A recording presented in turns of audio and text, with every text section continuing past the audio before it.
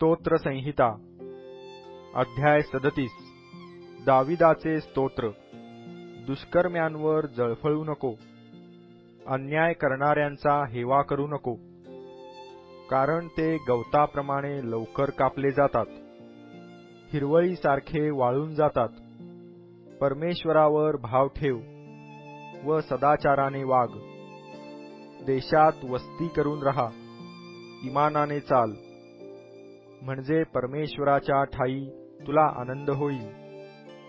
तो तुझे मनोरथ पूर्ण करील। आपला जीवितक्रम परमेश्वरावर सोपवून दे, त्याच्यावर भाव ठेव, म्हणजे तो तुझी कार्यसिद्धी करील। तो तुझे नीतिमत्व प्रकाशासारखे, तुझे न्यायत्व मध्यान्हासारखे प्रगट करील। परमेश्वराच्या अधीन होऊन स्वस्थ रहा, त्याची प्रतीक्षा शांतपणे करीत रहा। जो मनुष्य आपल्या मार्गाने उत्कर्ष पावतो, जो मनुष्य दुष्ट संकल्प सिद्धीस नेतो, त्याच्यावर जळफळू नको। राग सोडून दे, क्रोधाविष्टपणाचा त्याग कर, जळफळू नको। अशाने दुष्कर्माकडे प्रवृत्ती होते, दुष्कर्म करणाऱ्यांचा उच्छेद होईल। पण परमेश्वराची प्रतीक्षा करणारे पृथ्वीचे वतन पावतील। थोडक्याच अवधीत दुर्जन नाहीसा होईल।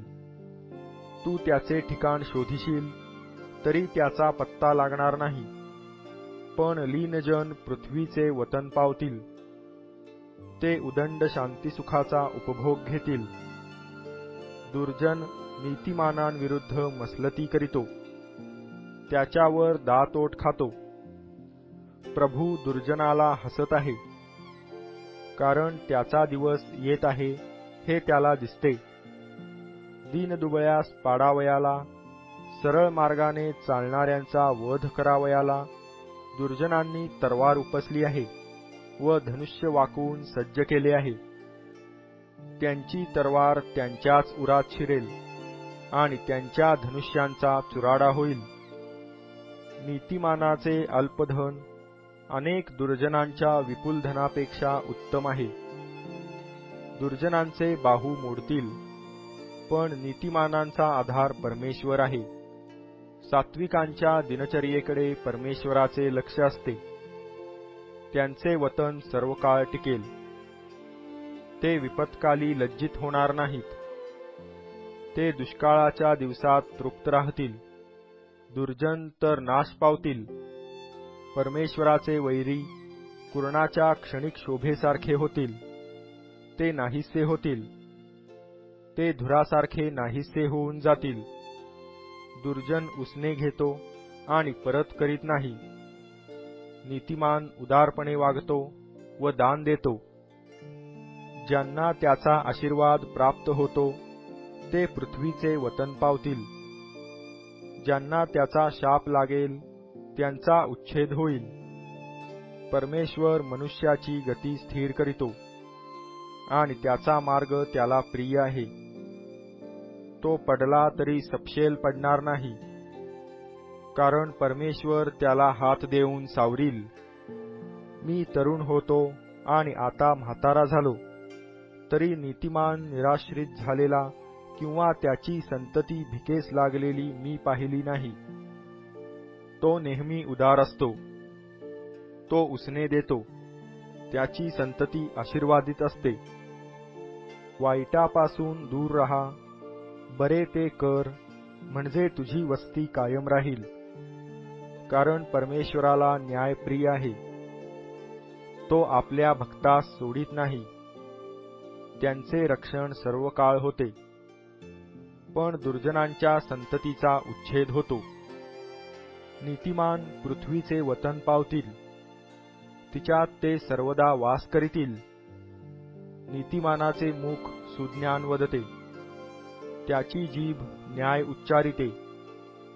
त्याच्या देवाचे नियमशास्त्र त्याच्या हृदयात असते, त्याचे पाय घसरणार नाहीत।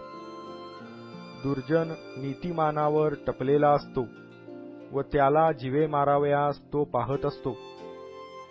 परमेश्वर त्याला त्याच्या हाती देणार नाही, त्याचा न्याय होईल तेव्हा तो त्याला दोषी ठरविणार नाही. परमेश्वराची प्रतीक्षा कर व त्याच्या मार्गाचे अवलंबन कर, म्हणजे तो तुझी उन्नती करून तुला पृथ्वीचे वतन देईल. दुर्जनांचा उच्छेद झालेला तू आपल्या डोळ्यांनी पाहशील. मी एक निर्दय दुर्जन पाहिला, तो हिरव्यागार वृक्षासारखा आपल्या जागी विस्तारलेला दिसला. पण मी तिकडून गेलो तेव्हा त्याचा मागमूस राहिला नव्हता. मी त्याचा शोध केला तरी तो सापडला नाही. सात्विक मनुष्याकडे लक्ष दे, सरळ मनुष्याकडे पहा. शांतिप्रिय मनुष्याचा वंश टिकून राहील. पातकी तर पूर्णपणे नष्ट होतील. दुर्जनांचा वंश छाटला जाईल. परंतु नीतिमानांचे तारण परमेश्वरापासून होते. संकटसमयी तोच त्यांचा दुर्ग आहे. परमेश्वर त्यांना सहाय्य करीतो व त्यांना मुक्त करीतो. त्यांना दुर्जनांपासून मुक्त करीतो व तारितो, कारण त्यांनी त्याचा आश्रय घेतला आहे.